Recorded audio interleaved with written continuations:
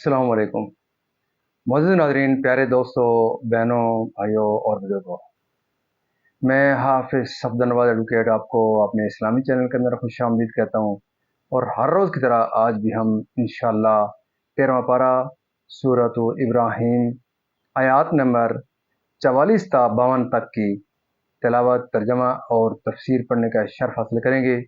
تلاوت شروع کرنے سے پہلے ہم درود شریف پڑھتے ہیں، آپ بھی میرے ساتھ پڑھیں۔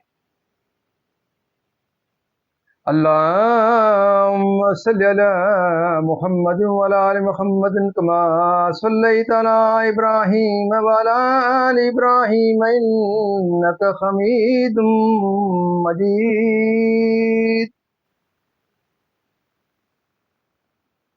اللهم بارك على محمد وعلى آل محمد كما باركت على إبراهيم وعلى آل إبراهيم إنك حميد مجيد.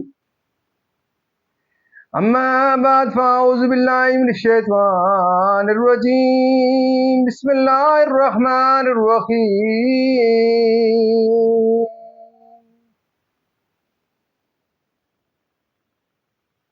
وَأَنذِرِ النَّاسَ يَوْمَ يَأْتِيهِمُ الْعَذَابُ فَيَقُولُ الَّذِينَ ظَلَمُوا رَبَّنَا أَخِّرْنَا إِلَى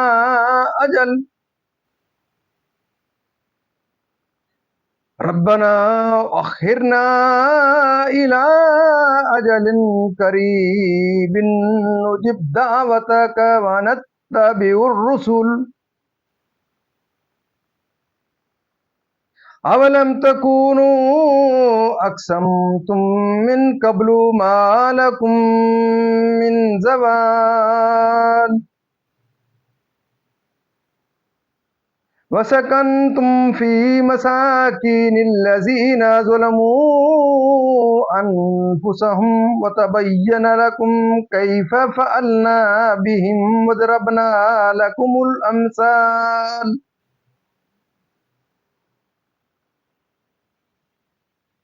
قد مکروا مکرهم وعند اللہ مکرهم وإن كان مكرهم لتزول منه الجبال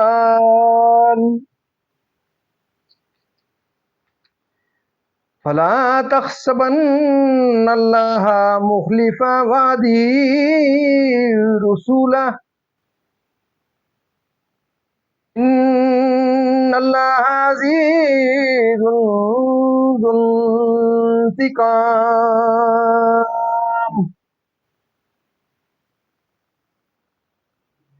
يوم تبدل الأرض غير الأرض والسماوات وبرزوا لله الواحد القهار.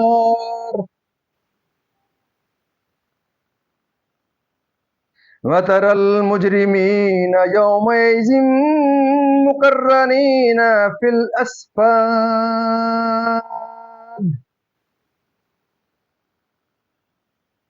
سرابيلهم من قطران وتغشى وجوههم النار.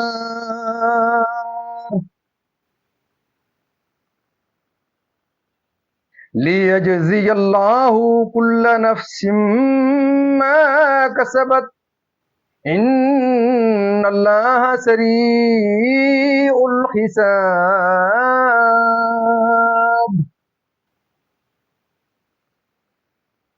هذا بلاغ للناس ولينذروا به وليعلموا أنما هو إله واحد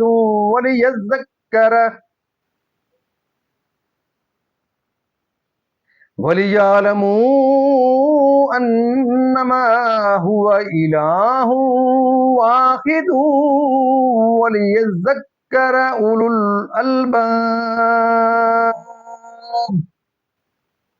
صدق اللہ العظیم. جمع اور لوگوں کو اس دن سے ڈراؤ جب ان پر عذاب آئے گا تو ظالم کہیں گے اے ہمارے رب تھوڑی دیر ہمیں مہلت دے کہ ہم تیرا بلانا مانیں اور رسولوں کی غلامی کریں۔ تو کیا تم پہلے قسم نہ کھا چکے تھے کہ ہمیں دنیا سے کہیں ہٹ کر نہیں کہ ہمیں دنیا سے کہیں ہٹ کر جانا نہیں، اور تم ان کے گھروں میں بسے جنہوں نے اپنا برا کیا تھا، اور تم پر خوب کھل گیا ہم نے ان کے ساتھ کیسا کیا، اور ہم نے تمہیں مثالیں دے کر بتا دیا، اور بے شک وہ اپنا سا داؤ یعنی کہ فریب چلے، اور ان کا داؤ اللہ کے قابو میں ہے، اور ان کا داؤ کچھ ایسا نہ تھا جس سے یہ پہاڑ ٹل جائیں۔ تو ہرگز خیال نہ کرنا کہ اللہ اپنے رسولوں سے وعدہ خلاف کرے گا، بے شک اللہ غالب ہے، بدلہ لینے والا۔ جس دن بدل دی جائے گی زمین اس زمین کے سوا زمین اس زمین کے سوا اور آسمان اور لوگ سب نکل کھڑے ہوں گے ایک اللہ کے سامنے جو سب پر غالب ہے، اور اس دن تم مجرموں کو دیکھو گے کہ بیڑیوں میں ایک دوسرے سے جڑے ہوں گے، ان کے کرتے رال کے ہوں گے اور ان کے چہرے آگ ڈھانپ لے گی، اس لیے کہ اللہ ہر جان کو اس کی کمائی کا بدلہ دے، بے شک اللہ کو حساب کرتے کچھ دیر نہیں لگتی۔ یہ لوگوں کو حکم پہنچانا ہے، اور اس لیے کہ وہ اس سے ڈرائے جائیں، اور اس لیے کہ وہ جان لیں کہ وہ ایک ہی معبود، اور اس لیے کہ عقل والے نصیحت مانیں۔ معزز ناظرین، یہاں تک اس کا ترجمہ اختتام پذیر ہوا۔ اب اس کی تفسیر تسلسل سے تفسیر ہول و دہشت سے حضرت اسرافیل علیہ السلام کی طرف جو انہیں عرصہ محشر کی طرف بلائیں گے کہ اپنے آپ کو دیکھ سکیں۔ شدت حیرت و دہشت سے قتادہ نے کہا کہ دل سینوں سے نکل کر گلوں میں آ پھنسیں گے، نہ باہر نکل سکیں نہ اپنی جگہ واپس جا سکیں۔ معنی یہ ہے کہ اس دن کی شدت ہول و دہشت کا یہ عالم ہوگا کہ سر اوپر اٹھے ہوں گے، آنکھیں کھلی کی کھلی رہ جائیں گی، دل اپنی جگہ پر قرار نہ پا سکیں گے۔ یعنی کفار کو قیامت کے دن خوف دلاؤ، یعنی کافر دنیا میں واپس بھیج دے اور تیری توحید پر ایمان لائیں، اور ہم سے جو قصور ہو چکے اس کی تلافی کریں۔ اس پر انہیں زجر و توبہ کی جائے گی اور فرمایا جائے گا دنیا میں اور کیا تم نے باس و آخرت کا انکار نہ کیا تھا، کفر و معاصی کا ارتکاب کر کے، جیسے کہ قوم نوح، قوم عاد اور قوم ثمود وغیرہ، اور تم نے اپنی آنکھوں سے ان کے منازل میں عذاب کے آثار اور نشان دیکھے، اور تمہیں ان کی ہلاکت و بربادی کی خبریں ملیں۔ یہ سب کچھ دیکھ کر اور جان کر تم نے عبرت حاصل نہ کی، اور تم کفر سے باز نہ آئے تاکہ تم تدبیر کرو اور سمجھو اور عذاب و ہلاک سے اپنے آپ کو بچاؤ۔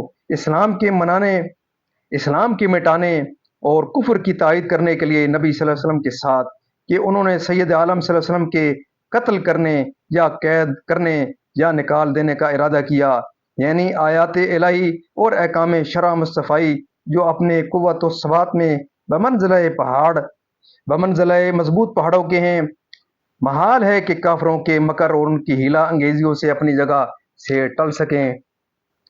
یہ تو ممکن ہی نہیں، وہ ضرور وعدہ پورا کرے گا اور اپنے رسولوں کی نصرت فرمائے گا، ان کے دین کو غالب کرے گا، ان کے دشمنوں کو ہلاک کرے گا۔ اس دن سے روز قیامت مراد ہے۔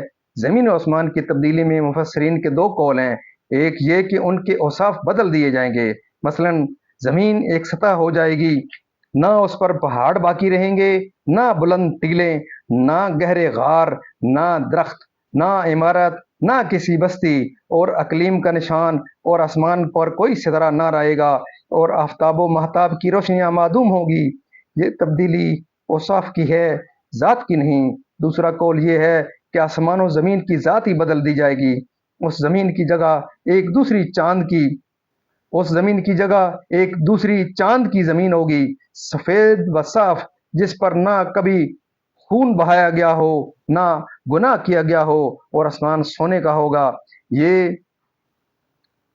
یہ دو قول اگرچہ بظاہر باہم مختلف معلوم ہوتے ہیں، مگر ان میں سے ہر ایک صحیح ہے، اور وجہ جمع یہ ہے کا اول تبدیل صفات ہوگی اور دوسری مرتبہ بعد حساب تبدیل ثانی ہوگی، اس میں زمین و آسمان کی ذاتیں ہی بدل دی جائیں گی۔ اپنی قبروں سے یعنی کافروں اپنے شیاطین کے ساتھ بندھے ہوئے سیاہ رنگ بدبودار جن سے آگ کے شعلے اور زیادہ تیز ہو جائیں۔ تفسیر بیضاوی میں ہے کہ ان کے بدنوں پر رال لیپ دی جائے گی، وہ مثل کرتے کے ہو جائے گی، اس کے سوزش اور اس کے رنگ کی وحشت و بدبو سے تکلیف پائیں گے۔ قرآن شریف یعنی ان آیات سے اللہ تعالیٰ کی توحید کی دلیلیں پائیں۔ معزز ناظرین، اللہ تعالیٰ کے فضل و کرم سے آج تک یہاں تلاوت، ترجمہ اور تفسیر اختتام پذیر ہوئی۔ اللہ تعالیٰ کے فضل و کرم سے سورۃ ابراہیم بھی یہاں مکمل ہو جاتی ہے اور ہمارا 13واں پارہ بھی اللہ کے فضل و کرم سے 13ویں پارے تک کی تلاوت، ترجمہ اور تفسیر اس کی اختتام پذیر ہو گئی۔ انشاءاللہ کل سے سورہ ہجر اور انشاءاللہ کل سے ہمارا 14واں پارہ سٹارٹ ہو جائے گا۔ ہم اللہ تعالیٰ کے دربار کے اندر اس کلام مقدس کے صدقے دعا کرتے ہیں کہ اللہ تعالیٰ ہمیں قرآن پاک پڑھنے، قرآن پاک کو سمجھ کر اس کے احکامات کے مطابق، حضور پاک صلی اللہ علیہ وسلم کی پاک سیرت کے مطابق اور صحابہ کرام کے نقشہ قدم کے اوپر اللہ تعالیٰ ہمیں چلنے کی توفیق عطا فرمائے۔ اللہ تعالیٰ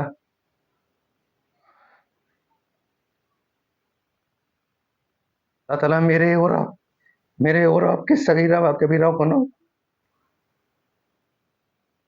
تمام پریشانوں کی پریشانیاں دور فرمائے، تمام مرحومین کو الفردوس میں اعلیٰ و بالا مقام عطا فرمائے۔